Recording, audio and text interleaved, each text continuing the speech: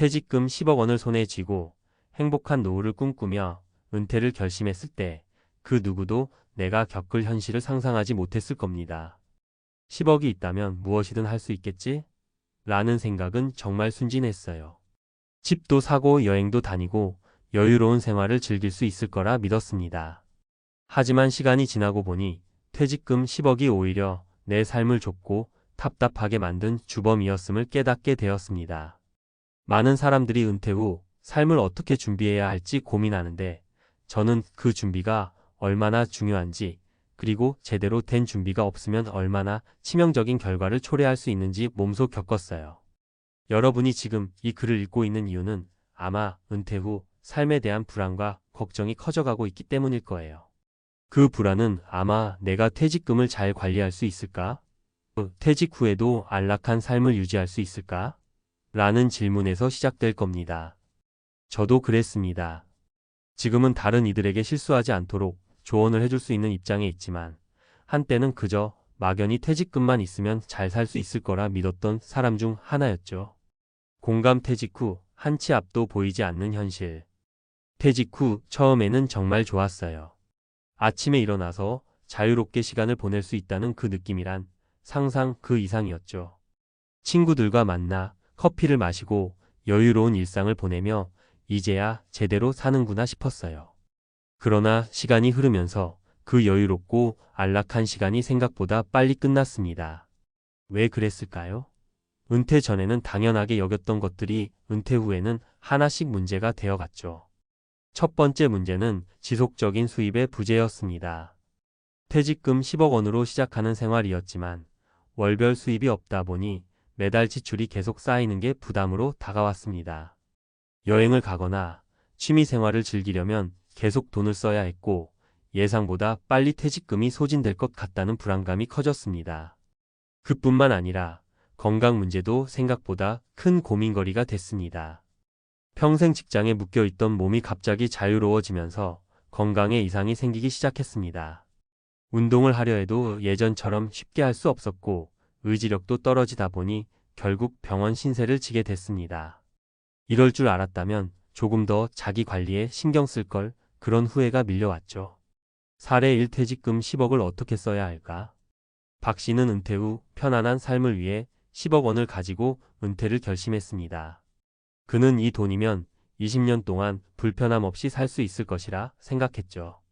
그러나 2년이 지난 후 그는 심각한 재정적 위기를 겪게 되었습니다. 첫 번째 문제는 재정 관리의 부재였습니다. 그는 퇴직금을 단순히 돈이 많으니까 다 쓸 수 있다는 생각으로 소비를 시작했습니다. 고급차를 구입하고 해외여행을 자주 다녔으며 자녀들에게도 큰 선물을 해주었죠. 그 결과 예상보다 빨리 퇴직금이 소진되었고 그는 결국 아르바이트를 하게 되었습니다. 박 씨는 돈을 어떻게 관리해야 하는지 제대로 배워보지 않았다며 후회했죠. 퇴직금을 관리하는 방법에 대해 제대로 된 공부 없이 단지 일상적인 소비만 반복한 결과였습니다. 사례 2. 은퇴 후 우울증. 김 씨는 60대 중반에 은퇴 후 자신만의 공간을 가질 계획이었습니다. 하지만 은퇴 후에도 여전히 회사 생활처럼 바쁘게 지내고 싶었던 그는 여러 가지 일을 구상했으나 한동안 아무것도 시작하지 못했습니다. 그 빈 시간 속에서 그는 점차 우울감에 빠지게 되었습니다. 주변 사람들과의 연락도 줄어들었고 자주 집에만 있게 되자 생활에 대한 의욕도 점차 사라졌습니다. 김 씨는 어느 날 집에서 그저 시간을 보내고 있다는 사실을 깨달은 후 자신이 느끼는 공허함에 대해 진지하게 고민하기 시작했습니다. 결국 그는 상담을 받으며 은퇴 후에도 계속해서 자신의 목표와 의미를 찾아 나서는 것이 중요하다는 사실을 깨달았습니다. 사례 3. 건강관리의 중요성. 이 씨는 퇴직금을 통해 새로운 취미를 찾으려 했습니다. 그는 건강한 삶을 살기 위해 요가와 등산을 시작했지만 과도한 운동으로 건강을 해쳤습니다. 아무리 건강을 챙기려고 해도 나이가 들면서 몸은 예전처럼 잘 따라주지 않았습니다. 그 후 심각한 관절 통증을 겪게 되었고 결국 병원에 자주 가게 되었습니다. 이 나이에 무리한 운동을 하다니 건강을 챙기는 게 얼마나 중요한지 알게 됐다고 이 씨는 말합니다. 전문가의 시각, 은퇴 후 준비 정말 중요합니다. 은퇴는 이제 단순한 직장 생활의 종료가 아니라 새로운 인생의 시작이기도 합니다. 하지만 그 시작을 준비하지 않으면 많은 어려움을 겪게 됩니다. 전문가들은 은퇴 준비가 단순히 경제적인 준비만이 아니라 심리적, 신체적, 사회적 준비가 모두 필요하다고 강조합니다. 경제적 준비 퇴직금이 있다고 해서 모든 것이 해결되는 것은 아닙니다.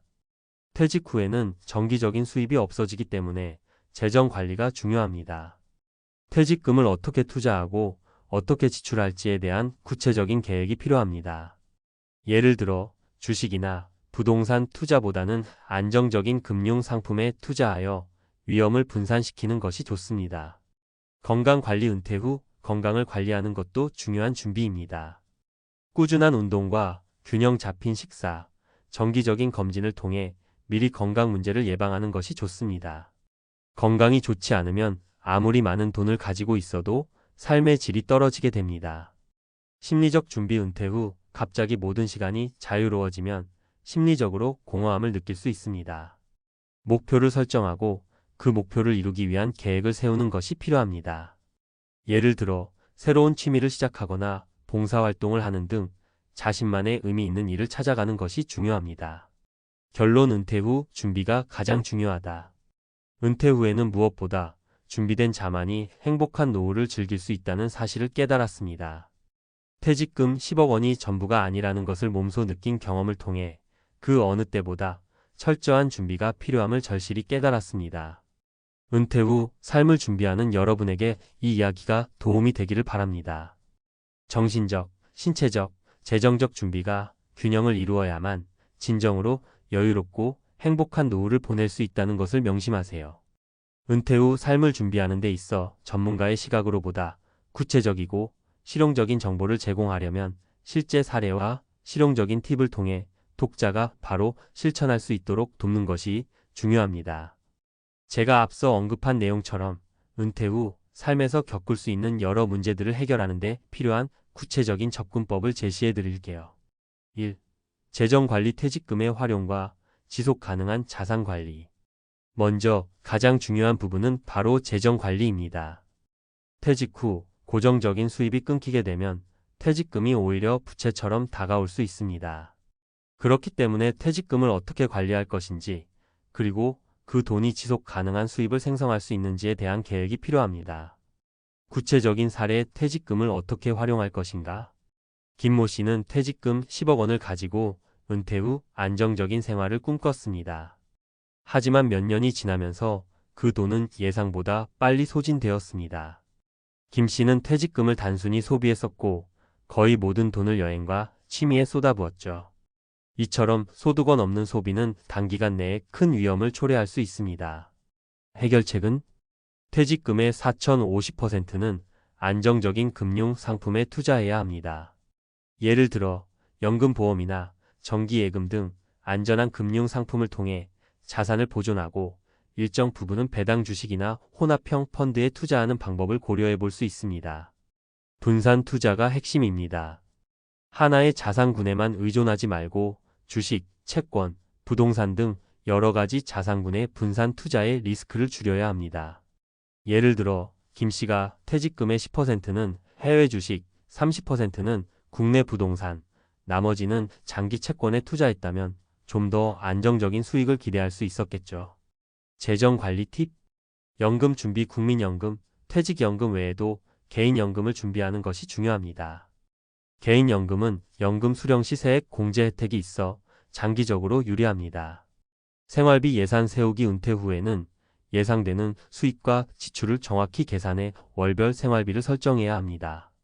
예상되는 수입이 부족하다면 프리랜서 일자리나 파트타임 직업을 찾는 것도 좋은 방법입니다. 2.